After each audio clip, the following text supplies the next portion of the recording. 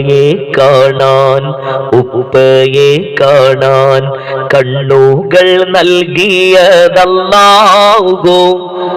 വാങ്കോലി കേൾക്കാൻ വാമൊഴി കേൾക്കാൻ കാതുകൾ നൽകിയതല്ലാഹു.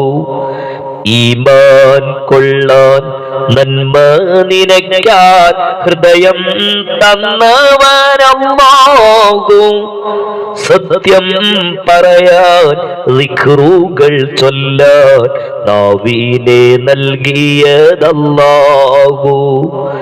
കർമ്മം ചെയ്യാൻ ദാനം നൽകാൻ കൈകൾ തന്നവനല്ലാഹു. ദർസിൽ പോവാൻ മസ്ജിദിലെത്താൻ കാലുകൾ തന്നവനല്ലാഹു.